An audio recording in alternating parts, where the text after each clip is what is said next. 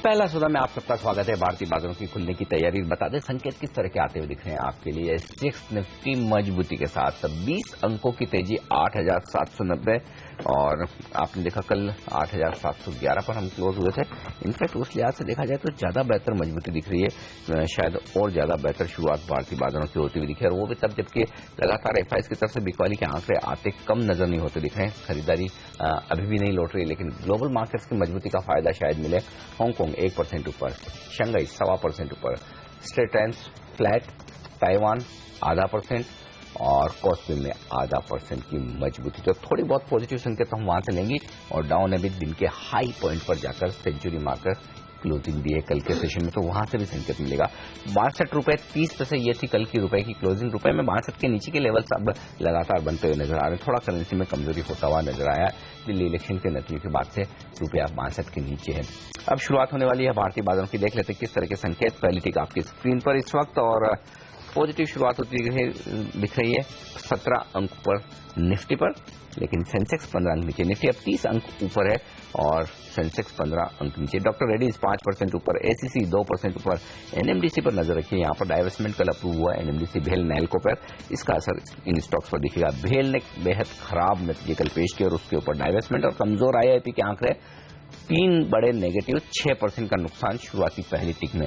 रुपए की शुरुआत होती हुई देखिए, मजबूत शुरुआत हुई है रुपए की। 17 पैसे की तेजी के साथ रुपए ने शुरुआत की। काफी दिनों बाद पॉजिटिव टिक पहली टिक में शुरुआती कारोबार में रुपए पर आती हुई दिखी। 1.25% की मजबूती यहां से होती हुई दिख रही है। ये एक अच्छा संकेत इस वक्त करेंसी मार्केट के लिए। कुछ और स्टॉक्स जहां पर एक्शन दिखेगा उस पर राय ली जाए हमारे एक्सपर्ट से। लैंडमार्क, यहां पर भी नंबर्स काफी कमजोर दिख रहे हैं। और राकेश, चार्ट्स पर क्या आपको लगता है कि कहीं शॉर्ट बनने के संकेत है? शुरुआती कारोबार में 2% के आसपास की कमजोरी ग्लेनमार्क में आपको नजर आएगी? अनिल जी, ग्लेनमार्क देखें तो एक स्टॉक में पहले एक नीचे से एक बेस बन रहा था, बट नतीजों से पहले देखें तो स्टॉक ऊपरी लेवल पर सस्टेन नहीं कर पाया और डेफिनेटली नतीजों के बाद एक शॉर्ट्स इनिशिएट स्टॉक में हो सकते हैं। ऊपर में देखें तो 757 से लेकर 760 एक सप्लाई एरिया है और 2 दिन पहले स्टॉक ने एक ऊपर में ब्रेकआउट लेने की कोशिश करी थी, वो ब्रेकआउट सस्टेन नहीं हो पाया था। स्टॉक में डेफिनेटली एक शॉर्ट का कैंडिडेट है। स्टॉक गिर सकता है नीचे में 707 से लेकर 710 के लेवल नीचे में देखने को मिल सकते हैं। हेमंत, एसबीआई में किस तरह की पोजीशंस बनी हुई हैं? क्योंकि कल हमने देखा फर्स्ट हाफ में थोड़ा सा दबाव जरूर देखने को मिला, लेकिन उसके बाद सेकंड हाफ में सुधरना शुरू कर दिया था ये शेयर। स्लिपेजेस मान के चल रहा है बाजार, कुछ बड़ी आ सकती हैं, कुछ नेगेटिव सरप्राइज आ सकते हैं। जिस तरह से पीएनबी, बैंक ऑफ बड़ौदा और दूसरे पीएसयू बैंकों ने कमजोर नतीजे पेश किए हैं। अभी तक ये बताइए पोजीशंस क्या बनी और कोई ट्रेड करना चाहेंगे आप नतीजों से पहले क्या एसबीआई में? देखिए, 2 चीजें हैं। पहला सवाल कि कैसी पोजीशंस हैं। बहुत क्लियरली शॉर्ट्स बहुत एक्यूमुलेटेड हैं। आपने देखा आईसीआईसीआई बैंक में बाइंग वापस आई, येस बैंक में वापस बाइंग आई, लेकिन SBI, PNB, bank Baroda, bank India, OBC में कल भी शॉर्ट्स ही बने हैं। तो unless until there is a very big surprise, मुझे एसबीआई वापस से ऊपर जाता हुआ नहीं लग रहा है। अगर आप वैसे भी ट्रेंड देखें तो येस 275, 280 बहुत स्ट्रॉन्ग बॉटम है। तो मेरे हिसाब से अगर वहां पे करेक्ट होकर आता है तो एक ट्रेडिंग बाउंस के लिए हम ले सकते हैं with a stop loss of 270। अगर नतीजे अच्छे आते हैं तो एक बहुत बड़ा बाउंस बैक आ सकता है, क्योंकि शॉर्ट्स बहुत ज्यादा एक्यूमुलेटेड हैं। और एक बात का ध्यान और रखना चाहिए कि 300 में 11 लाख शेयर कॉल राइटर ने जोड़ रखे हैं। अगर किसी वजह से 300 का लेवल, 300 का आंकड़ा एसबीआई क्रॉस कर लेता है तो उसके आगे की रैली और भी ज्यादा शार्प हो सकती है। तो अभी तक तो डेटा वाइज वीक, हाँ ट्रेडिंग पुल बैक आ सकता है क्योंकि ओवरसोल्ड जोन में आ जाएगा 275 अगर आता है तो। But overall trend is weak, तो मैं ज्यादा एक्सपेरिमेंट नहीं करना चाहूंगा, मैं नतीजों की वेट करना चाहूंगा। ओके, नतीजों का इंतजार करेंगे। लेकिन बैंकिंग स्टॉक्स पर आशीष आप भी काफी पकड़ रखते हैं, ऐसे में एसबीआई के रिजल्ट से किस तरह की उम्मीद करनी चाहिए? क्या सेक्टर के जो रुझान है उसी तरह कमजोर प्रदर्शन होगा या फिर बेहतर हो सकता है? क्या आज एसबीआई के रिजल्ट्स मार्केट के लिए मेक और ब्रेक साबित हो सकते हैं? I think definitely, because expectation जैसे भी हमें बता रहे थे कि शॉर्ट्स काफी बिल्डअप हुए हुए हैं और सबको एक्सपेक्टेशंस हैं, तो आई थिंक कि स्लिपेजेस बहुत ज्यादा आएंगी। कुछ आंकड़ों को ध्यान रखना जरूरी होगा। अगर कोई भी फिगर अगर 9,000 के आसपास स्लिपेजेस, 9,000 करोड़ के आसपास स्लिपेजेस का आता है, तो मुझे नहीं लगता कि स्टॉक बहुत ज्यादा रिएक्ट करेगा। Anything which is in range of 10,000 and more you will see further fall Anil ji, because वो एक्सपेक्टेशन नहीं है। लेकिन अगर इससे नीचे का फिगर आया तो एक स्ट्रांग मूवमेंट देखने को मिलेगी आपको, और पूरे पैक में मूवमेंट आ सकती है, क्योंकि काफी टाइम से एसबीआई प्रेशर में है, ये जो बड़े रिजल्ट्स आए उसके बावजूद। तो आई थिंक आज एक सरप्राइज इन अ पैक हो सकता है अगर ये आंकड़ा 9,000 करोड़ के नीचे हुआ तो। ये सबसे बड़ा शेयर आज वॉच करने के लिए दरअसल एसबीआई ही होने वाला है, लेकिन और कौन से शेयर है जहां पर आप ट्रेडिंग करके आज पैसा बना सकते हैं? चलिए जानते हैं पूजा से। पूजा बताइए, सभी बुलिश कॉल्स आ रही हैं आज क्या? जी, ज्यादातर बुलिश कॉल्स ही आ रही हैं और बैंकिंग काउंटर्स में खरीदारी करने का रुझान देखने को मिल रहा है। जानकारों का मानना है कि एक निचले लेवल से खरीदारी करने की अपॉर्चुनिटी यहां पर देखने को मिल रही है।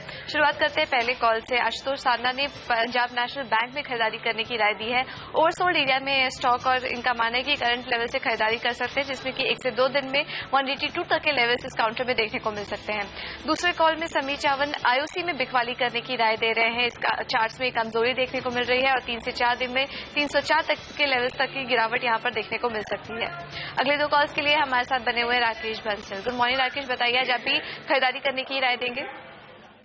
गुड मॉर्निंग पूजा। डेफिनेटली खरीदारी की राय है। पहला कॉल होगा एचसीएल टेक पर। एक बुलिश पैटर्न है, स्टॉक ने एक अच्छा बेस बनाया है 1920 के अराउंड। मेरा ऐसा मानना है 1920 के स्टॉप लॉस के साथ 2-3 दिन का टाइम व्यू बना के इसको बाय करना चाहिए 2088 के टारगेट के लिए। दूसरा कॉल होगा मोतीलाल ओसवाल फाइनेंशियल सर्विसेज पर। एंटायर ब्रोकिंग इंडस्ट्रीज के स्टॉक अच्छे लग रहे हैं। जिस तरीके से इसका चार्ट स्ट्रक्चर है, मुझे ऐसा लगता है 2-3 दिनों में 10 से 15% का अपमूव इस स्टॉक में देखने को मिल सकता है। 292 के स्टॉप लॉस के साथ इस स्टॉक को बाय करने की रिकमेंडेशन है 332 के इमीडिएट टारगेट के लिए। Thank you Rakesh. आखिरी कॉल में भी बैंकिंग काउंटर से ही खरीदारी की राय निकल कर आ रही है। जेके दोषी ने सिंडिकेट बैंक में फ्यूचर लेवल्स पर खरीदारी करने की राय दी है। यहां पर भी एक तेजी देखने का अनुमान है और अगले 3 दिनों में 118 तक के लेवल्स इस काउंटर में देखने को मिल सकते हैं। 5 में से 4 कॉल्स में जानकार तेजी करने की राय दे रहे हैं। चलिए 5 में से 4 कॉल्स तेजी की। शुक्रिया आपका इस जानकारी के लिए। आशीष, ये बताइए स्पाइसजेट के नतीजे आपको कैसे लगे? आप एक्सपेक्ट कर रहे थे कमजोर आएंगे और कमजोरी आए, या आपकी एक्सपेक्टेशन से ज्यादा कमजोरी देखने को मिली? और शेयर पर क्या कॉल है इस समय? देखिए, आई थिंक जो एक्सपेक्टेशन थी उसके हिसाब से ही आए, क्योंकि एक जो पीक सीजन था उसमें ही काफी ट्रबल में था और वहां पर वो रिफ्लेक्ट हुआ है, जहां पर आप देखिए किस तरह के नतीजे जेट्स में आए, और तो क्लियरली इंडिकेट कर रहा है। आई थिंक यहां से अब सुधार ही आना चाहिए, क्योंकि जो नया कैपिटल कंपनी में आया वहां से अब आई थिंक जो वजहों से ये क्वार्टर के खराब नतीजे आए थे वो तो डेफिनेटली कवर होता हुआ दिखेगा। तो मुझे लगता है कि इन लेवल्स पे आपको स्पाइसजेट एक्यूमुलेट करना चाहिए, और you should have patience in this stock for next 6 months. मुझे लगता है कि यहाँ से आपको आराम से 30-40% का रिटर्न मिल सकता है आने वाले 6 महीने में। आशीष, एक और स्टॉक इनफैक्ट दोनों पे पूछ लिया जाए जो बड़े खबरों में हर रोज, पिपावाव डिफेंस और सुजलोन डील्स की बातें लगातार चल रही है कि पिपावाव में Mahindra and Mahindra group interested हो सकता है, और सुजलोन में साफ तौर पर जो सन फार्मा ग्रुप के प्रमोटर्स हैं वो इंडिविजुअल कैपेसिटी में शायद स्टेक खरीद सकते हैं। लगातार ये खबरें चल रही है, क्या करना चाहिए इन दोनों स्टॉक्स में? क्या कहीं कोई निवेश के मौके हैं, या फिर जिस तरह का रनअप स्टॉक्स में ऑलरेडी हो चुका है नीचे के लेवल से अवॉइड करें?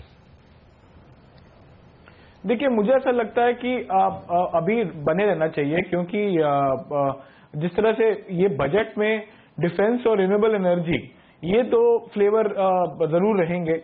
काफी क्लियरली सरकार ने बीच बीच में आके बात बोली है, और मुझे लग रहा है कि अगर आपको 3-4 स्टॉक्स इसमें आइडेंटिफाई करने हो तो एलएनटी भी इसमें ऐड करना चाहिए। एलएनटी, पिपावा और और रिन्यूएबल में definitely Suzlon it comes as a top stock. तो बने रहना चाहिए। बजट के बाद ही आप एक कॉल लीजिए। आई थिंक बजट तक स्टॉक्स में रुझान अच्छा रहेगा। ओके, दोनों ही कंपनियों के नतीजे भी आज आने वाले हैं, तो उस पर भी साफ तौर पर नजर रहने वाली है। लेकिन पिपावाव डिफेंस ने जिस तरह से कल ये स्पष्टीकरण दिया कि दरअसल एमएनएम से उनकी बातचीत नहीं हो रही है, और दूसरी तरफ ये भी खबरें आ रही हैं कि एसकेएल इंफ्रा जो प्रमोटर ग्रुप की कंपनी है वो ओपन मार्केट में शेयर बेच रही है, तो आपको सावधान रहना चाहिए पिपावाव डिफेंस से कम ये राय भी एक निकल कर आई है। लेकिन कुछ स्टॉक्स जिन्होंने काफी अच्छे परिणाम पेश किए हैं, टाटा कम्युनिकेशन की तो हमने बात करी, जिलेट एक और ऐसा स्टॉक है वॉल्यूम थोड़े कम होते हैं लेकिन अच्छा नतीजा इसने दिखाया है। 6% के आसपास की बढ़त प्री ओपनिंग सेशन में देखने को मिल रही है। ये बताइए राकेश, लॉन्ग टर्म के लिहाज से ये शेयर काफी अच्छा माना जाता है, किस तरह के लेवल्स देखने को मिल सकते हैं? क्योंकि कल भी हमने देखा कुछ बड़ी कंपनियों के बड़े टिकट साइज के शेयरों ने काफी अच्छा रिटर्न पेश किया है। बिल्कुल हेमंत, अगर हम जिलेट में देखें तो एक अच्छा रनअप के बाद स्टॉक दोबारा से एक बड़ा अपमूव लेने को तैयार ऐसा लगता है। निचले स्तरों पर 3300 से लेकर 3350 एक अच्छा बेस है। जिस तरीके से चार्ट स्ट्रक्चर है 3670 3675 के लेवल शॉर्ट टर्म में देखने को मिल सकते हैं। ओके, तो ये राय आती हुई जिलेट के स्टॉक पर, लेकिन कुछ इंटरेस्टिंग स्टॉक्स आज आपके यहाँ पर रडार पर होने चाहिए जहाँ एक्शन देखने को मिलेगा।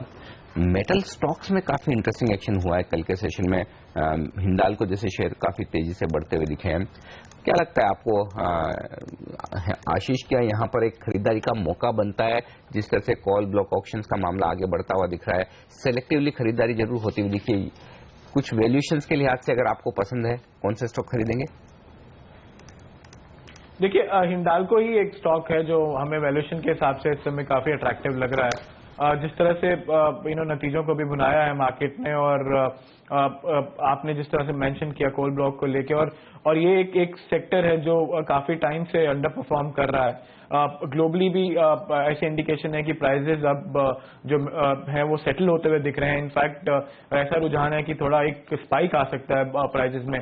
तो उस करके मुझे लगता है कि मेटल एक ऐसा पैक है जो आने वाले कुछ हफ्तों में regardless of how market behaves can be a good sector to be in. तो हिंडाल्को इज वन स्टॉक जहां आप इन लेवल्स पे भी आप एक ट्रेडिंग पोजीशन बना सकते हैं। हेमंत, M&M के नतीजे भी आज आने वाले हैं। पोल जरूर कह रहा है कि थोड़ा से निराशाजनक नतीजे आ सकते हैं, लेकिन क्या इस भाव में ये डिस्काउंटेड हैं या आपको लग रहा है कि अगर नतीजे काफी कमजोर आएंगे तो ये शेयर और गिर सकता है? पोजीशंस यहां पर कैसी बनी हुई है? देखिए, ऑटो एज अ पैक और खासकर 4 व्हीलर्स पिछले काफी दिनों से अगर आप देखें तो पोजीशंस ज्यादा इनमें बन नहीं रही हैं। पीपल हैव बीन अवॉइडिंग, और वो काफी क्लियर नजर आ रहा है कि जो पोजीशंस है वो ज्यादा 2 व्हीलर स्टॉक्स में बन रही हैं। तो कल भी टीवीएस मोटर्स में अगर आप देखें तो ज्यादा बाइंग देखने को मिली है। तो टीवीएस मोटर्स एक बार लग रहा है 315,320 तक जाता हुआ। कमिंग बैक टू M&M मेरे ख्याल से has been an underperforming stock. चाहे वो मारुति आप देख लीजिए, टाटा मोटर्स देख लीजिए, has been an underperformer. तो मेरे हिसाब से बिकॉज ज्यादा पोजीशंस नहीं बनी है तो बहुत ज्यादा एक्सपेक्टेशंस लोगों को रिजल्ट से भी नहीं है। तो I would like to avoid currently ये काउंटर, क्योंकि पोजीशन ज्यादा है नहीं हेमंत, तो मैं इसको अवॉइड करूंगा और नतीजों की वेट करना चाहूंगा। इसके ऑटो में with in the auto pack I think TVS Motors में कल काफी अच्छा रुझान देखने को मिला है, तो वहां पे बाइंग की मैं सलाह जरूर दे सकता हूँ। आपने कहा था शुरुआत में कि आपको लगता है कि यहाँ पर 100 पॉइंट की और तेजी देखने को मिल सकती है। ये बताइए, बैंक निफ्टी में भी क्या इसी तरह की तेजी देखने को मिलेगी, और वहां कौन से लेवल्स हैं जो इंपॉर्टेंट हैं? बैंकिंग स्टॉक्स में हम देख रहे हैं अच्छी खासी लॉन्ग पोजीशंस बन रही है, खासतौर पर प्राइवेट सेक्टर स्टॉक्स में। देखिए, बैंक निफ्टी डेफिनेटली बढ़ सकता है क्योंकि उसमें सारा वेटेज जो हेमंत वो प्राइवेट बैंक्स का ज्यादा है। तो मेरे हिसाब से बैंक निफ्टी कल स्पॉट 19,000 के ऊपर बंद होने का क्लियर इंडिकेशन यही है कि वहां पे भी 19,450 19,500 जो नेक्स्ट रेजिस्टेंस है वहां तक जाने का एक गेट जिसको बोलते हैं वो खुल गया है। और मेरा स्टॉप लॉस रहेगा 18,800 का। तो 18,800 का स्टॉप लॉस लगाइए, लेकिन ये सारे लेवल्स जो मैं बोल रहा हूँ स्पॉट के हैं, फ्यूचर के नहीं है। स्पॉट बैंक निफ्टी 18,800 का आप स्टॉप लॉस लगाकर रख सकते हैं। 19,500 तक का अपटर्न है, बट ओनली थिंग इज कि इसके अंदर एक ही कैविएट है कि पीएसयू बैंक्स को हाथ नहीं लगाए इंडिविजुअल को। पीएसयू बैंक्स मुझे अभी भी शॉर्ट साइड पे ही लग रहे हैं। प्राइवेट बैंक्स में थोड़ा सा अभी भी रुझान शॉर्ट कवरिंग और बाइंग का शुरू हो गया है, इसलिए बैंक निफ्टी जो है वो थोड़ा स्ट्रांग लग रहा है। okay. लेकिन यहाँ पर क्लेरिस लाइफ साइंसेज, इस पर आपसे राय लेना चाहता हूँ। आशीष, ट्रैक करते हैं आप इसे? कल 20% के ऊपर सर्किट पर था। इनके कारोबार को खरीदने के लिए कई एमएनसी और घरेलू कंपनी इंटरेस्टेड है, और कल बाजार बंद होने के बाद नतीजे भी आए क्लेरिस लाइफ साइंसेज के, और नंबर्स भी काफी मजबूत दिख रहे हैं। 17 करोड़ से मुनाफा 90 करोड़ होता हुआ दिखा है। हालांकि कुछ टैक्स स्लाइड बैक है, लेकिन उसके बावजूद नंबर्स काफी दमदार है। क्लेरिस लाइफ साइंसेज पर क्या राय रखते हैं आप? देखिए, मैं बहुत एग्रेसिवली ट्रैक नहीं करता हूँ अनिल जी, लेकिन डेफिनेटली जो ये आपने बोला कि बिजनेस जो हाई ऑफ हुआ है, I think that's something which is interesting because ये अगर आप मिड कैप फार्मा स्पेस में देखें तो वहां पे जरूर एक वैल्यूएशन गैप है और उसमें I think this is one of the better stocks. So मुझे लगता है कि एक ऐसा स्टॉक है जो आने वाले कुछ समय तक परफॉर्म करेगा। ओके क्या राय चार्ट्स पर राकेश आपकी? आज 8% फिर से ऊपर खुलने की तैयारी में स्टॉक। अनिल जी काफी पॉजिटिव चार्ट्स हैं स्टॉक ने। कल के सत्र में देखें तो 230 के ऊपर एक अच्छा ब्रेकआउट लिया और जिस तरीके से चार्ट स्ट्रक्चर है शॉर्ट टर्म में देखें तो 284, 285 तक की रैली क्लियरली चार्ट पे बनती हुई दिख रही है। स्टॉक एक स्ट्रांग बाय है, किसी भी छोटी सी करेक्शन में इंट्राडे में अगर मिलता है तो डेफिनेटली खरीदना चाहिए। ओके तो ये राय आती है यहाँ पर साफ तौर पर। इस वक्त प्री ओपनिंग सेशन के जो संकेत है वो बता रहे हैं 85 अंकों की तेजी के साथ शुरुआत होगी भारतीय बाजारों की। सेंसेक्स पर निफ्टी 30 अंक ऊपर खुलता हुआ दिख रहा है। 8741 ये लेवल है, यानी कि कल के हाई के ऊपर निफ्टी के खुलने की तैयारी होती हुई दिख रही है। देखना होगा भारतीय बाजारों में किस तरह की मजबूती आगे बढ़ती है। फिलहाल 6% नीचे खुलने के संकेत भेल से आते हुए दिख रहे हैं। इस स्टॉक पर नजर डेफिनेटली होनी चाहिए। और पहली टिक आपकी स्क्रीन पर आती हुई दिख रही है 60 अंक 70 अंक ऊपर सेंसेक्स पर शुरुआत हुई है। निफ्टी पर शुरुआत हुई है 30 अंकों की मजबूती के साथ। स्टॉक जो एक्शन में लुपिन 4.5% की बड़ी मजबूती और आरबीआई की तरफ से अप्रूवल एफआईज 49% तक खरीदारी कर सकते हैं इस कंपनी में, उसका फायदा मिलता हुआ। केयर इंडिया 2% मजबूत है। क्रूड के बढ़े हुए दामों का फायदा यहां पर साफ तौर पर दिख रहा है। लेकिन इसके अलावा आईसीआईसीआई बैंक 1.5% की शानदार मजबूती यहां पर आती हुई दिख रही है। अल्ट्राटेक सीमेंट 2.5% मजबूत है।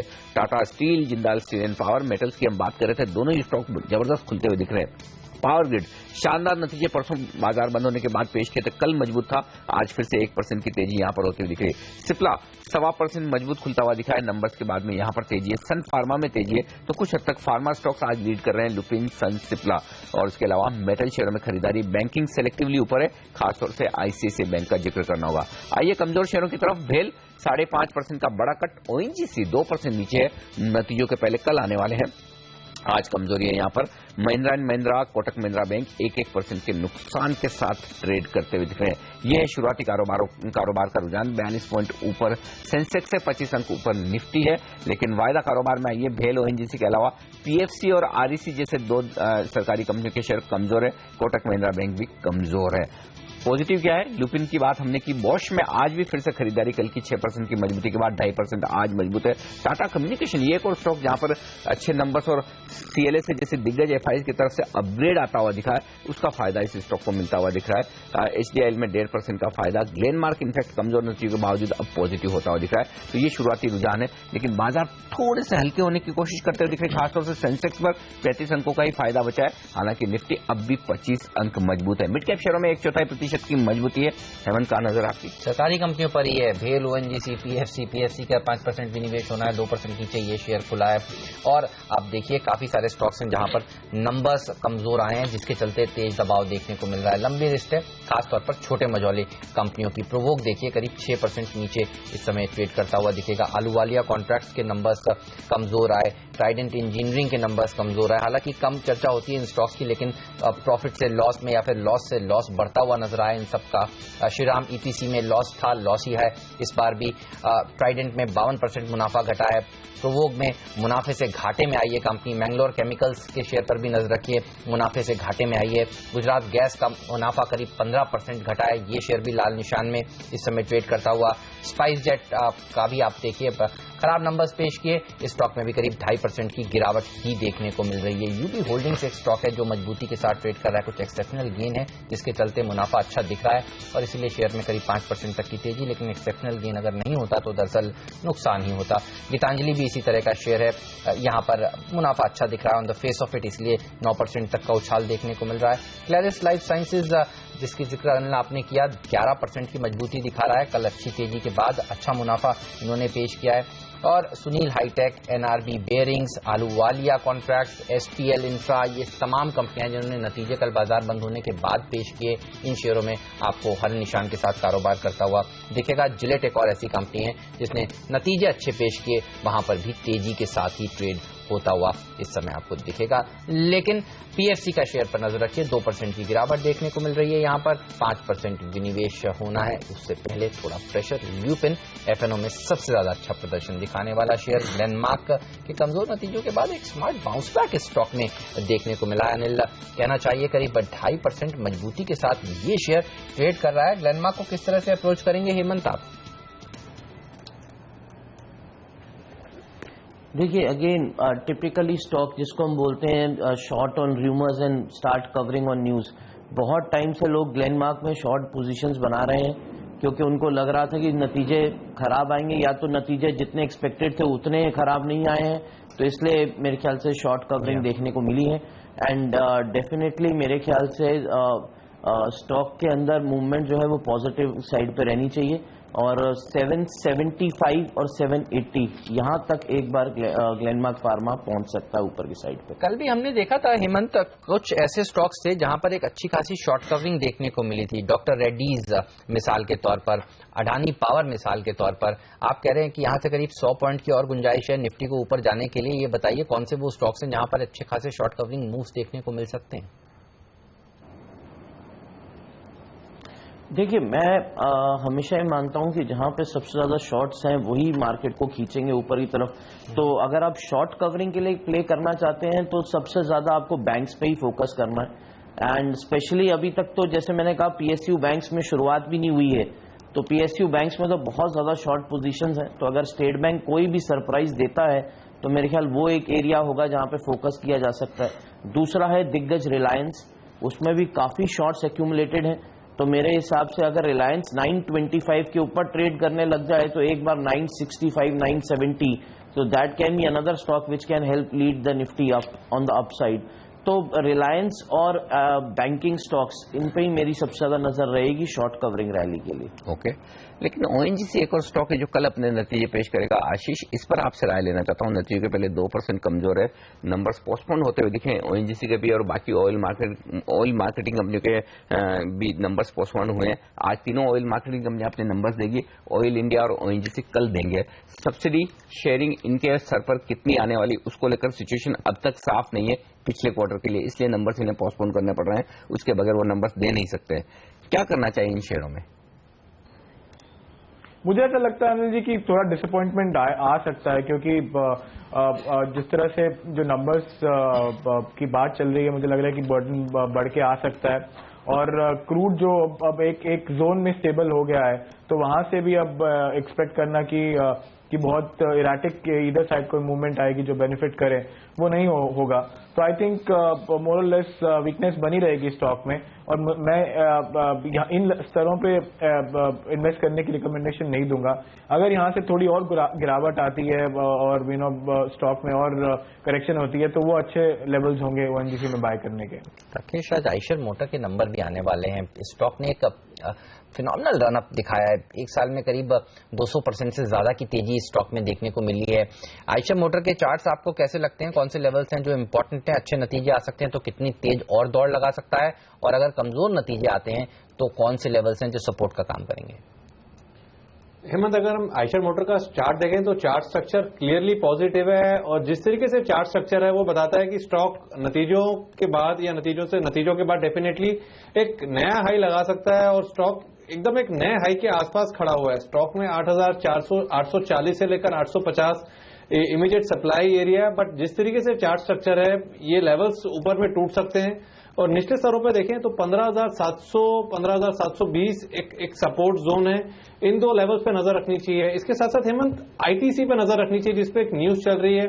काफी समय से चार्ट्स इसके काफी इंटरेस्टिंग लग रहे हैं। ब्रेकआउट स्टॉक ले नहीं पा रहा था, बट जिस तरीके से आज इसमें मूव आया है, इसमें जो मूव आया है 374 के लेवल्स पे नजर रखनी चाहिए। अगर ये लेवल टूटते हैं तब एक अच्छी रैली टुवर्ड्स 385, 388 स्टॉक में देखने को मिल सकती है। ओके, तो ये राय आती है यहाँ पर आईटीसी पर खरीदारी करने का मौका देख रहे हैं।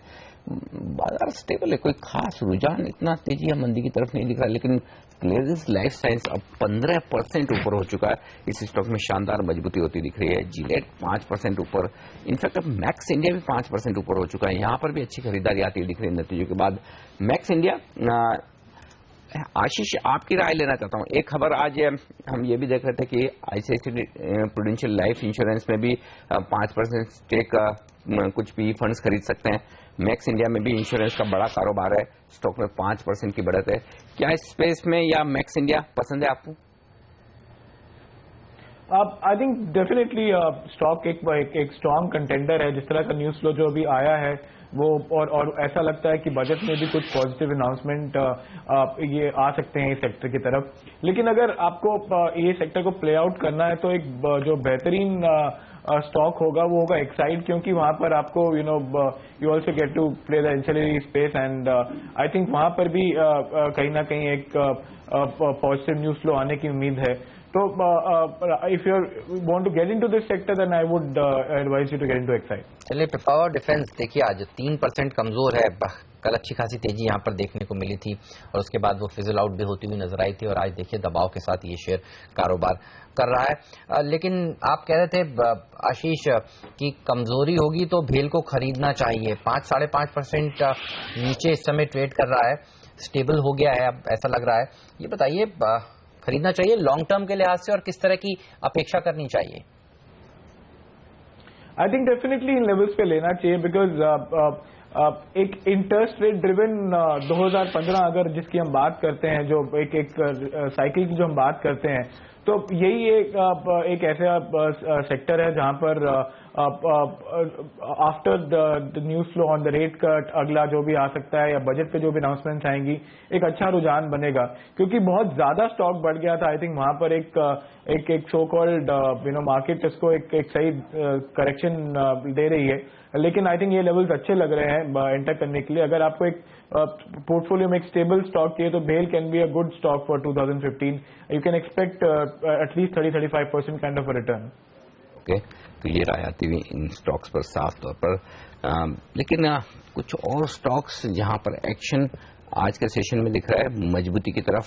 फार्मा चार्ट्स को टॉप करते हुए 3 स्टॉक वायदा कारोबार में, सिप्ला, लुपिन, ग्लेनमार्क। उसके बाद रियल एस्टेट स्टॉक से आईबुल, DLF। इन्हीं पर एक राय लेता हूं हेमंत आपसे वायदा कारोबार के लिहाज से। 2 स्टॉक तो बैन में आ चुके हैं, आईबुल रियल और HDIL। अब DLF, यूनिटेक बचे हैं, क्या करेंगे आप? देखिए, DLF में हमेशा मैंने एक ही चीज देखी है कि जिस लेवल्स पे कॉल राइटर खड़े हुए हैं वो आज जब तक वो लेवल वो क्रॉस नहीं करता है तो बहुत ज्यादा तेजी की उम्मीद नहीं करनी चाहिए अनिल जी। और 170, 180 इन दोनों में भी कॉल राइटर्स हैं। अच्छी चीज क्या है कि स्टॉक अब अपने बॉटम को रिस्पेक्ट कर रहा है। Stock is not going below 150, 155 band, तो वो एक अच्छी चीज है। अगर आप आज लॉन्ग करते हैं तो मेरा टारगेट सिर्फ रहेगा 170, 172 का और मेरा टाइट स्टॉप लॉस रहेगा 155 का। उससे ज्यादा मुझे अभी तेजी की उम्मीद नहीं है DLF में। ओके, बस सुजलॉन एक और ऐसा स्टॉक। इस तरह की खबरें यहाँ पर पिछले 2-3 दिनों से देखने को मिल रही हैं। देखिए आज करीब 2.5% की मजबूती के साथ ये शेयर ट्रेड करता हुआ 19.5 रुपए के पार ये शेयर इस समय कारोबार कर रहा है। कुछ और इंटरेस्टिंग स्टॉक्स पर चर्चा करते हैं जहां पर एक अच्छी खासी तेजी या फिर गिरावट देखने को मिल रही है। आप देखिए काफी सारे शेयर हैं आज, अंसल प्रॉपर्टीज जैसे जो 6% मजबूत है। छोटे मझौले शेयर आज भी देखिए थोड़ा अच्छा प्रदर्शन दिखा रहे हैं। स्पार्क एक और ऐसा स्टॉक है जो 5% की मजबूती के साथ इस समय ट्रेड करता हुआ।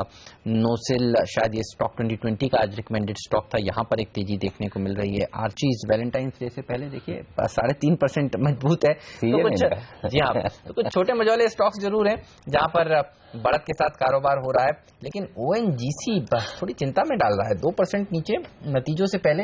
चार्ट्स कैसे लगते हैं राकेश, कौन से स्तर इंपॉर्टेंट है जहां पर ट्रेडर्स को आज नजर रखनी चाहिए? हेमंत, अगर आप चार्ट्स पे देखें तो एक ऑलरेडी एक गिरावट के बाद दोबारा से एक डिस्ट्रीब्यूशन का पैटर्न बना हुआ है। ऊपर में 358, 359 एक मेजर रेजिस्टेंस है। जब तक स्टॉक इसके नीचे है, मेरा ऐसा मानना है किसी तरीके की बॉटम फिशिंग को बिल्कुल अवॉइड करना चाहिए। इसके ऊपर स्टॉक निकलता है तब स्टॉक को बाय करना चाहिए। जिस तरीके से हेमंत हम सब लो प्राइस स्टॉक की बात कर रहे हैं उसमें एक सुजलॉन का चार्ट काफी इंटरेस्टिंग है। और जिस तरीके से सुजलॉन का चार्ट स्ट्रक्चर है 22-23 के लेवल इसमें देखने को मिल सकते हैं। मेरा ऐसा मानना है अगर लो प्राइस स्टॉक में कुछ खरीदना है तो सुजलॉन को खरीदना चाहिए। स्टॉप लॉस क्या रखना चाहिए, क्योंकि कई बार यहाँ पर लोगों ने खरीद के फंसे हैं। ये बताइए स्टॉप लॉस, क्योंकि ऐसे स्टॉक्स में काफी इंपॉर्टेंट है। चर्चा ये भी चल रही है कि करीब 13 करोड़ एफसीसीबी के कन्वर्जन वाले शेयर भी आ सकते हैं। जिस तरीके से इसमें एक ब्रेकआउट हुआ है हेमंत, हम देखें तो 18 रुपए 70 पैसे के ऊपर एक ब्रेकआउट देखने को मिल रहा है। 17 रुपए 40 पैसे का एक स्टॉप लॉस होना चाहिए।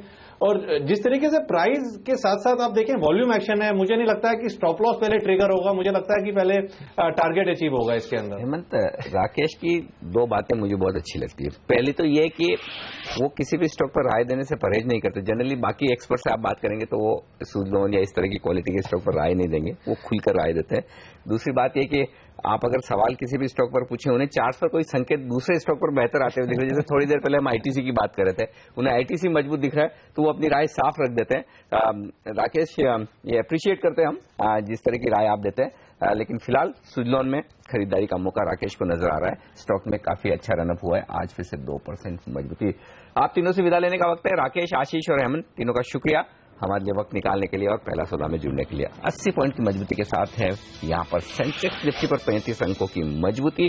मिड कैप और स्मॉल कैप शेयर अपनी मजबूती थोड़े और बढ़ाते हुए दिख रहे हैं। दिन के हाई पॉइंट पर आधा % के गेंस के साथ 775 स्टॉक मजबूत, 350 शेयर कमजोर शुरुआत करते हुए।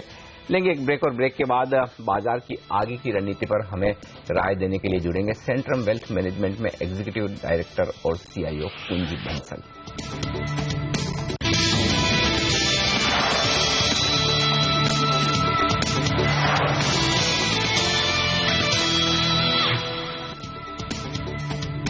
125 अंकों की मजबूती सेंसेक्स में, निफ्टी 45 अंक मजबूत और गैप से शुरुआत करने के बाद बाजार न सिर्फ होल्ड करते हुए दिख रहे हैं बल्कि एक्चुअली अगर आप देखें तो और ऊपर जाने की तैयारी करते हुए नजर आ रहे हैं। आज दिन का ये हाईएस्ट पॉइंट है जहां पर बाजार इस वक्त आपको ट्रेड करते हुए दिख रहे हैं और सेंसेक्स किसी भी वक्त आपको आज शायद 29,000 के लेवल के पार भी जाने की कोशिश करता हुआ नजर आए। मिड कैप और स्मॉल कैप शेयरों में खरीदारी का माहौल ये बता रहा है कि ब्रॉडर मार्केट में मूड माहौल चुस्त दुरुस्त है, ट्रेडर्स लौटते हुए दिख रहे हैं। जो डोमेस्टिक फंड्स की तरफ से खरीदारी होती दिख रही है उससे कैश मार्केट के स्टॉक्स काफी इंटरेस्टिंग और पॉजिटिव होते नजर आ रहे हैं। ये शुरुआती कारोबार का रुझान है, लगातार चौथा दिन मजबूती का भारतीय बाजारों के लिए। आगे के डायरेक्शन पर बात करते हैं। सेंट्रम वेल्थ मैनेजमेंट के एग्जीक्यूटिव डायरेक्टर और CIO कुंज बंसल हमारे साथ कार्यक्रम में शामिल हुए हैं। कुंज, स्वागत है आपका CNBC आवाज पर। ये एक इंटरेस्टिंग पैटर्न हो गया है बाजार में, लगातार एक ही तरफ का ट्रेड दिखता है। पहले हम देख रहे थे 7-8 दिनों से बाजार 7 दिनों से लगातार कमजोर, अब 4 दिन से लगातार पॉजिटिव, उससे पहले लगातार 8 दिनों से बाजार मजबूत था। तो क्या कैसे फिर इस तरह के बाजार को अप्रोच किया जाए? 500 पॉइंट ऊपर 500 पॉइंट नीचे निफ्टी पर एक एक डायरेक्शन में होता दिखता है। जी हाँ, इन दिनों बहुत ही मुश्किल हो रहा है बाजार का शॉर्ट टर्म डायरेक्शन प्रेडिक्ट करना। हमेशा ही मुश्किल होता है पर मुझे लग रहा है पिछले कुछ दिनों से बहुत ही मुश्किल हो रहा है। जनवरी के लास्ट वीक में हमने, जैसा आपने कहा कि एक तरफ की तेजी देखी थी, उसके बाद फरवरी के पहले हफ्ते में एक तरफ मंदी देखी और अब पिछले 4 दिन से लगातार, और स्पेशली कल के बाजार में तो सेकेंड हाफ में एक सडन रिकवरी आ गई थी। तो मुझे लगता है एक शॉर्ट टर्म ट्रेडर के लिए बहुत मुश्किल कॉल हो गया है लेना, पर एक बाजार में ओवरऑल मूवमेंट पॉजिटिविटी का रहेगा और अब वापस सारा फोकस बजट की तरफ शिफ्ट होता हुआ नजर आ रहा है और आएगा धीरे धीरे। और उसमें जैसे जैसे एक्सपेक्टेशंस या रूमर्स या न्यूज फ्लो चलते रहेंगे कि बजट में क्या आने वाला है, तो उसके बेसिस पे सेक्टोरल और स्टॉक स्पेसिफिक इंटरेस्ट आता रहेगा। तो ओवरऑल डायरेक्शन मुझे लगता है पॉजिटिव ही रहेगा। विद इन दैट छोटे मोटे करेक्शन तो आते ही रहते हैं और आते रहेंगे। हाई कुंज, तो फिर आप एक्सपेक्ट कर रहे हैं इसका मतलब कि एक अच्छी प्री बजट रैली भी देखने को मिल सकती है भारतीय बाजारों में? और ये भी बताइए कि बजट के लिहाज से आप क्या कुछ देखना सुनना चाहेंगे इस बार? अब जो पिछले 4 दिन से तेजी आई है उसको हम प्री बजट रैली बोल दें या अब और आगे आएगी कि नहीं, या आएगी तो उसको बोलें, ये बताना तो बहुत मुश्किल है। पर पिछले 4 दिन में हम देख ही चुके हैं कि वापस से फोकस बाजार का बजट पे आ गया है और उसी के चलते इंटरेस्ट आया है। ऑब्वियसली बजट में एक्सपेक्टेशन है, पर एक तो मैं थोड़ा सा कॉशन यहां रख दूं कि मुझे नहीं लगता बजट से बहुत ज्यादा एक्सपेक्टेशन रखनी चाहिए या बजट में बहुत ज्यादा आएगा, क्योंकि गवर्नमेंट ने पॉलिसीज के तौर पे ऑर्डिनेंस रूट के थ्रू काफी सारे मेजर्स तो पहले ही अनाउंस कर दिए हैं। तो इसलिए अब बजट में और क्या दे पाएंगे वो सोचना मुश्किल है। पर फिर भी हम देखें कि गवर्नमेंट की इस बार रेवेन्यू साइड पे काफी सेविंग हुई है, ऑयल प्राइसेस कम हुए हैं तो सब्सिडी की वजह से, और एक्साइज बढ़ा दिया उन्होंने तो उसकी एक्स्ट्रा इनकम आई होगी। और डाइवेस्टमेंट भी किया है, हालांकि उतना सक्सेसफुल नहीं रहा है, बट और भी आने वाले दिनों में 1-2 और लाइंड अप हैं, तो कुछ न कुछ पैसा आएगा। तो मुझे लगता है गवर्नमेंट को जो एक्स्ट्रा पैसा आया है उसको ऑब्वियसली एक इंफ्रास्ट्रक्चर में इन्वेस्टमेंट की बहुत ज्यादा जरूरत है, तो उसकी तरफ हम देखेंगे कि फोकस थोड़ा सा रहेगा। फोकस रहेगा एजुकेशन की साइड पे, क्योंकि वहां भी एक बहुत जरूरत है इन्वेस्टमेंट बढ़ाने की, और फोकस रहेगा डिफेंस साइड पे। तो मुझे लगता है ये 3 सेक्टर्स हैं जहां पे गवर्नमेंट का फोकस रहेगा, और जहां इनफैक्ट अगर हम बजट एक्सपेक्टेशन को, जो रिजल्ट सीजन अभी गया है लार्जली आज बचा कुछ पूरा हो जाएगा, पर 90-95% ओवर है, उसके साथ में रख के देखें तो कुछ स्पेसिफिक पॉकेट्स में बेटर देन एक्सपेक्टेड नंबर्स आए हैं। तो हालांकि एक ओवरऑल मूड ऑफ कॉशन है कि नई इंफ्रास्ट्रक्चर रिलेटेड सेक्टर्स में कुछ नहीं हुआ है या कुछ नहीं होगा, बट विद इन इंफ्रास्ट्रक्चर की हम सब पॉकेट्स में देखें तो जैसे रोड कंपनीज ने बहुत अच्छे रिजल्ट दिए हैं, ऐसे ही पोर्ट कंपनीज ने अच्छे रिजल्ट दिए हैं। तो ऐसा नहीं है कि सब जगह ग्लूमी है या सब जगह इंप्रूवमेंट नहीं हुआ है, कुछ सब सेगमेंट्स में काफी अच्छा इंप्रूवमेंट हुआ है, और मुझे लगता है दिसंबर क्वार्टर नंबर्स और एक्सपेक्टेशन फ्रॉम बजट को मिला के ये सेक्टर्स अच्छी अपॉर्चुनिटी देते रहेंगे। सीमेंट एक और सेक्टर है जो बजट में तो कुछ नहीं आएगा, पर इन्वेस्टमेंट टर्म्स में अच्छी अपॉर्चुनिटी, क्योंकि काफी करेक्शन भी उस सेक्टर के शेयर्स में आ चुका है। ओके, तो ये राय आती है इन 3 सेक्टर पर जहां पर बजट के लिहाज से पॉजिटिव है। तो कुछ इसी को आगे बढ़ाते हुए, जब ये 3 सेक्टर आपको पसंद है, इन 3 सेक्टर में एक स्टॉक भी बता दीजिए जो आपको लगता है कि बजट एक्सपेक्टेशन पर रिएक्शन दे सकते हैं।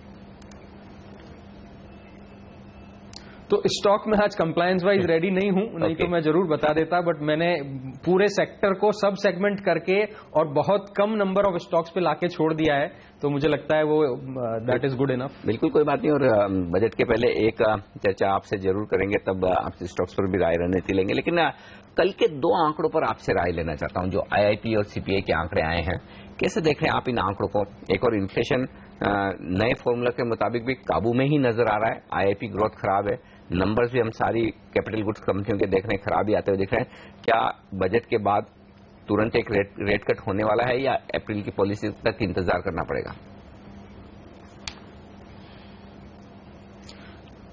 रेट कट डिपेंड करेगा कि गवर्नमेंट बजट में फिस्कल डेफिसिट के क्या नंबर्स दिखाती है, और अगर वो नंबर एक रीजनेबल कंट्रोल में दिखाती है जो RBI की एक्सपेक्टेशन के हिसाब से ठीक रहते हैं, और उस टाइम तक oil price, global oil price का क्या डायरेक्शन रहता है, ऐसा लगता नहीं है कि बहुत ज्यादा बढ़ जाएगा, हालांकि नीचे से थोड़ा ऊपर आया है, वो जरूरी भी है, और हो सकता है थोड़ा सा और ऊपर आ जाए, बट लगता है मोटा मोटी एक इंडिया के फेवर में ही एक अच्छी रीजनेबल रेंज में, करेक्टेड रेंज में ही ऑयल प्राइस रहेगा। तो मुझे लगता है कि उसके बाद RBI एग्जैक्टली अपनी जो पॉलिसी डेट है अप्रैल 1st वीक तक, तब तक नहीं रुक के इमीडिएटली विद इन 1st और 2nd वीक ऑफ बजट एक रेट कट आ सकता है, और वो एक बैंकिंग सेक्टर के लिए, जैसा हम लोग जानते हैं, ये हाई बीटा सेक्टर्स के लिए काफी पॉजिटिव होता है, और उसमें बैंकिंग सेक्टर और public, particularly public sector banks के, हालांकि उनके रिजल्ट्स भी खराब थे, पर उनके प्राइसेस काफी नीचे आ गए हैं, वैल्यूएशन काफी अट्रैक्टिव हो गया है। तो मीडियम टर्म इन्वेस्टमेंट के हिसाब से एक अलग कॉल लेना पड़ेगा, पर एक शॉर्ट टर्म ट्रेडिंग के हिसाब से पब्लिक सेक्टर बैंक्स में एक अच्छी अपॉर्चुनिटी हो सकती है। हमने देखा है पिछले 10 ट्रेडिंग सेशन से एक फिगर बदलता हुआ नहीं दिख रहा, वो है FIIs की कैश मार्केट में बिकवाली का। ये बताइए कि एक अच्छी तेजी हमने देखी थी उनकी तरफ से होती हुई जनवरी की सीरीज में, लेकिन फरवरी की सीरीज में उनको क्या हुआ, आपका क्या सेंस है? मुझे लगता है एक शॉर्ट टर्म ट्रेंड है जिसको बहुत सिग्निफिकेंटली देखना इतना इंपॉर्टेंट नहीं है। एक्चुअली हम पिछले कुछ सालों के कंपैरिजन में अभी के FII नंबर्स को कंपेयर करें तो कैश मार्केट, हम जो नंबर्स की बात करते हैं वो कैश मार्केट के नंबर्स की बात करते हैं। अभी FIIs डेरिवेटिव मार्केट में भी बहुत एक्टिव हो गए हैं, तो कई बार क्या होता है कि कैश में सेलिंग दिखती है पर डेरिवेटिव में वो लोग लॉन्ग पोजीशन बनाए हुए होते हैं, तो इसलिए मुझे नहीं लगता उस नंबर को एक बहुत सिग्निफिकेंट ट्रेंड दे सकते हैं। इनफैक्ट अगर हम जनवरी में जब जाएं, जब लास्ट वीक में तेजी थी, तो भी नंबर्स ठीक है, पॉजिटिव थे, बट ऐसा डेली बेसिस पे 1.5-2 हजार करोड़ का रोज का नेट बाइंग आ रहा हो ऐसा नंबर नहीं था। नंबर था वही 300, 400, 500, 600 करोड़ की रेंज में। तो मुझे नहीं लगता एक बहुत सिग्निफिकेंट ट्रेंड अब इस number, specially cash market alone के नंबर से निकाला जा सकता है। चलिए लेंगे एक छोटा सा ब्रेक, और ब्रेक में जाने से पहले बताते हैं सेंचुरी मारता हुआ सेंसेक्स 100 पॉइंट ऊपर 45 अंक ऊपर निफ्टी है। ब्रेक के बाद लौटेंगे, कुछ और सेक्टर स्टॉक्स पर राय लेंगे। कुंज बंसल से बने रहिए हमारे साथ।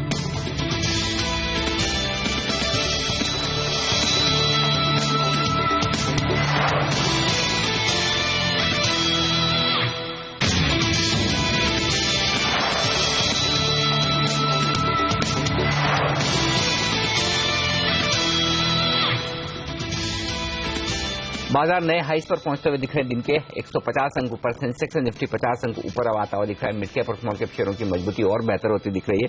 1% के आसपास की तेजी वहां पर नजर आएगी। कुछ स्टॉक्स जो दमदार प्रदर्शन कर रहे हैं अच्छे नतीजों के बल पर, और उनमें क्लेरिस लाइफ साइंस 14% की उछाल, SPML इंफ्रा, मेरे ख्याल से इसका पहले नाम सुभाष प्रोजेक्ट हुआ करता था, हाँ वही कंपनी है, और यहां पर भी अच्छे नंबर्स के बाद 14% की तेजी है। गीतांजलि जेम्स 9% ऊपर है। जिलेट, जिन्हें पहले इंडियन शेविंग प्रोडक्ट्स के नाम से आप जानते थे, 7% की तेजी। सिप्ला 5.5% का बड़ा उछाल। नंबर्स कमजोर दिख रहे थे, लेकिन लगता है कोई बड़े कॉर्पोरेट डेवलपमेंट की काफी दिनों से चर्चा चल रही थी, कुछ एक्विजिशंस को लेकर, हो सकता है उस बेस पर स्टॉक बढ़ता हुआ नजर आया। यूबी होल्डिंग्स 5% ऊपर है। मैक्स इंडिया ने शानदार नंबर्स पेश किए, 4% की तेजी यहां पर भी। होटल इंडिया ने नुकसान बढ़ाया है, लेकिन उसके बावजूद स्टॉक 4% मजबूत है। ग्लेनमार्क के लॉस आए हैं, नंबर्स खराब थे, लेकिन उसके बावजूद स्टॉक ऊपर। तो हेमंत, काफी हद तक ऐसा लगता है कि माहौल बाजार का कैसा है उस लिहाज से रिएक्शन आता है अच्छे बाजार में, कमजोर नतीजे के बावजूद स्टॉक ऊपर से। मुझे लगता है शॉर्ट कवरिंग हो रही है भारतीय बाजारों में, और जिन्होंने शॉर्ट्स बनाए हुए थे वो जल्दी जल्दी कवर कर रहे हैं। और आप देखिए यही हो सकता है, क्योंकि एक अच्छी तेजी भारतीय बाजारों में पिछले 4 ट्रेडिंग सेशन से देखने को मिली है। और आप देखिए 50 अंक ऊपर निफ्टी, 135 अंक ऊपर सेंसेक्स, अच्छी खासी तेजी भारतीय बाजारों में बनती हुई दिख रही है। कुंज हमारे साथ बने हुए हैं। कुंज, इस बार का जो अर्निंग सीजन है उसके ऊपर भी राय लेना चाहूंगा। आज लगभग ज्यादातर कंपनियों के नतीजे आ जाएंगे, अर्निंग सीजन अब खत्म हो रहा है। ये बताइए कि आप ओवरऑल कैसे देख रहे हैं इस अर्निंग सीजन को, और आगे आने वाले क्वार्टर के लिए क्या आपको लगता है वो क्वार्टर बेटर होगा, जो जितना भी खराब होना था वो इस अर्निंग सीजन में हो गया है? ये अर्निंग सीजन एक्चुअली मिक्स्ड रहा है। सो मिक्स्ड कहना बहुत आसान है, पर मैं इसलिए कह रहा हूं कि कुछ सेक्टर्स ऐसे हैं जहां लेस देन एक्सपेक्टेशन नंबर आए हैं, और कुछ ऐसे हैं जहां कोई एक्सपेक्टेशन नहीं थी और अभी भी नहीं है, और एक इंप्रेशन अभी भी बना हुआ है कि नहीं, जैसे एक इंफ्रास्ट्रक्चर, एक बहुत बड़े सेक्टर को हम साथ में लें तो एक इंप्रेशन बना हुआ है कि कुछ भी ग्रोथ नहीं हो रही है इंफ्रास्ट्रक्चर सेक्टर में। पर अगर हम उसको सब सेगमेंट्स में बांटें इंफ्रास्ट्रक्चर सेक्टर को, तो रोड सेगमेंट्स की जो कंपनीज हैं, रोड सेक्टर कंपनीज ने क्लियरली बहुत अच्छे नंबर्स दिए हैं, ट्रैफिक ग्रोथ के, वॉल्यूम ग्रोथ के, and top line and profitability. Similarly port companies ने बहुत अच्छे नंबर्स दिए हैं। ओवरऑल पोर्ट वॉल्यूम्स 5 से 7% की रेंज में ग्रो हुए हैं। वो ठीक है, थोड़े कम है, लो सिंगल डिजिट में है, बट एक जो एक्सपेक्टेशन था कि कुछ भी ग्रोथ नहीं हो रही है, उसके कंपैरिजन में एक पॉजिटिव ग्रोथ दे देना एक अच्छा है। वहीं जहां ग्रोथ नहीं आई है विद इन इंफ्रास्ट्रक्चर सेक्टर में बात करूं तो शायद पावर कंपनीज में या पावर यूटिलिटी कंपनीज में अभी भी नंबर्स इंप्रूव नहीं हुए हैं, और कैपिटल गुड्स कंपनीज में इंप्रूव नहीं हुए हैं। जहां एक्सपेक्टेशन से कम ग्रोथ रही है वो क्लियरली एक कंज्यूमर ड्यूरेबल सेक्टर है। तो ये जो जितनी भी कंपनीज हैं जो इलेक्ट्रिकल एंड इलेक्ट्रॉनिक अप्लायंसेज हैं, air conditioners, refrigerators, TV companies, इन कंपनीज में सरप्राइजिंगली लेस देन एक्सपेक्टेशन काफी ग्रोथ रही है। और ऐसे ही कंज्यूमर गुड्स FMCG कंपनीज में भी मिक्स परफॉर्मेंस रहा है, broadly less than expected growth रही है, बट कहीं कहीं अच्छा प्रदर्शन हुआ है। तो इसलिए मैंने कहा कि एक मिक्स नंबर है, बट फिर भी एक जो नेगेटिविटी इंफ्रास्ट्रक्चर सेक्टर की तरफ बनी हुई है, मुझे लगता है उसको थोड़ा सा डिटेल में देखा जाना चाहिए, और उसमें साइन ऑफ रिकवरी बहुत क्लियर है। ओके, तो ये राय आती हुई यहाँ पर इन सारे नंबर्स पर। शुक्रिया कुंज आपका हमारे लिए वक्त निकालने के लिए। लेकिन इस बीच कुछ बड़े सौदे जो होते दिख रहे हैं उन पर एक बार नजर डाल दें। जागरण प्रकाशन, यहाँ पर 2 बड़े सौदे होते दिख रहे हैं मेरी स्क्रीन पर, 135 रुपए और 138 रुपए 50 पैसे, 2 प्राइस पर जागरण प्रकाशन में यहाँ पर सौदे हुए हैं, और लगभग 10 और 20 लाख शेयरों का कारोबार यहाँ पर जागरण प्रकाशन में होता हुआ नजर आया, जिस तो आपके सामने हाजिर करेंगे। जी हाँ, लगभग 3-3.5% की मजबूती है। वॉल्यूम्स यहाँ पर NSE में 12 लाख शेयरों का और BSE पर 14,35,000 शेयरों का, तो काफी भारी पहले भी इसी तरह के कुछ यहाँ पर देखने को हुआ था, तो अब ये लग रहा है कि सिलसिला जारी है। बिल्कुल, और 10 दिनों के एवरेज के मुकाबले में काफी भारी भरकम वॉल्यूम्स यहाँ पर होते दिख रहे हैं। एक और स्टॉक जो वैसे लिक्विड कम है लेकिन यहाँ पर बड़ा सौदा होता दिखा है, और ये स्टॉक एलेम्बिक फार्मा है। यहाँ पर भी 2.5 लाख शेयरों का कारोबार होता हुआ दिखा है। एलेम्बिक फार्मा आपके सामने हाजिर करेंगे। यहाँ पर किस तरह का मूव है, 428 रुपए पर ट्रेड होता हुआ दिखा है, इन्हीं लेवल्स के आसपास स्टॉक ट्रेड करता हुआ दिखा है। यहाँ पर भी एक 2.5 लाख शेयरों का कारोबार NSE पर होता हुआ दिखा। तो ये एक और स्टॉक है जो एक्शन में वॉल्यूम के लिहाज से तो काफी छोटे मझोले शेयर हैं, जो प्राइस और वॉल्यूम के लिहाज से आज एक्शन में साफ तौर पर नजर आ रहे हैं। चलिए लेंगे एक छोटा सा ब्रेक, और ब्रेक के बाद फोकस होगा हमारा बजट पर। क्या है फार्मा सेक्टर की उम्मीदें? इस स्पेस की दिग्गज कंपनी बायोकॉन की सीएमडी किरण मजूमदार शो हमारे साथ जुड़ेंगी इस ब्रेक के बाद।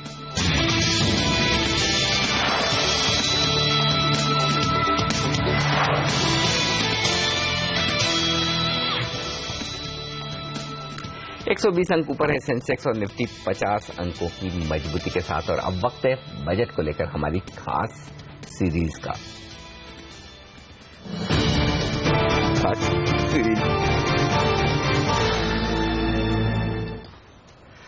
और फार्मा इंडस्ट्री की बजट से क्या उम्मीदें हैं, इस पर बातचीत करने के लिए हमारे साथ है बायोकॉन की सीएमडी किरण मजूमदार शो। मैम, स्वागत है आपका सीएनबीसी आवाज पर। सबसे पहले ये जानना चाहता हूं, आपके लिए ये बजट काफी इंपॉर्टेंट होगा क्योंकि सरकार जो मेक इन इंडिया पर फोकस कर रही है, R&D डेवलपमेंट पर काफी कुछ टैक्स रियायतों की उम्मीद की जा रही है। आपकी क्या उम्मीद है इस बजट से?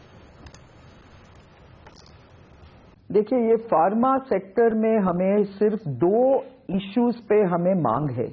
One is on the make in India agenda and the other is innovate in India, जिसमें R&D के लिए भी हमें बहुत सपोर्ट की जरूरत है। तो अगर आप मेक इन इंडिया में अगर आप देखा जाए तो Indian industry, the Indian pharmaceutical and biopharmaceutical industry has made substantial investments in creating scale and in skilling people. तो ये स्पीड, स्किल्स और स्केल जो जो प्रधानमंत्री जी ऑफन कह रहे हैं, तो उस क्षेत्र में I think the pharma sector has done a lot. लेकिन I think we have not been given the right support in terms of government procurement. And I think this drug price control has also killed a lot of the investment returns for this sector. So I think the government has to be very, very focused on how to strengthen the pharma sector through giving preferential weightage for indigenously manufactured pharmaceutical products as against importing the same. Kiran ji, ये भी बताइए कि सरकार को pharma sector में नए startups को किस तरह से बढ़ावा देना चाहिए? I think startups के लिए बहुत ही support चाहिए, and this is a big opportunity for India and for young entrepreneurs. So, being an entrepreneur myself, and I know how tough it is to access capital, I think we have also asked the government to really consider some very important incentives for such startups. One of them being that we should allow such startups to access capital markets through slightly different norms that are provided to regular companies. Secondly, angel investors are investing a lot in startups because there is not enough investment getting into the startup sector from venture funds or from regular funding sources. So I think angel investors need to be provided with incentives of tax exemption, provided these investments are done through an accredited, recognized body. And I think this will help a lot. So, ये काफी चीजें हमें मांगी है, and let's see what the government does. लेकिन किरण जी, दिल्ली चुनाव के नतीजों के बाद आपको क्या लगता है, क्या मोदी सरकार के कामकाज में कोई बदलाव आएगा, या फिर आप ये मानती हैं कि ये सरकार ग्रोथ और बिजनेस के लिहाज से अब भी सबसे बेहतर सरकार मानी जाएगी? देखिए, I think expectations of people, whether it is Aam Aadmi Party, whether it is BJP, or whether it is even Congress in Karnataka, I think it is about walking the talk. If you cannot walk the talk, then people are going to give you a thumbs down. But if you walk the talk, then I think people will give you a thumbs up.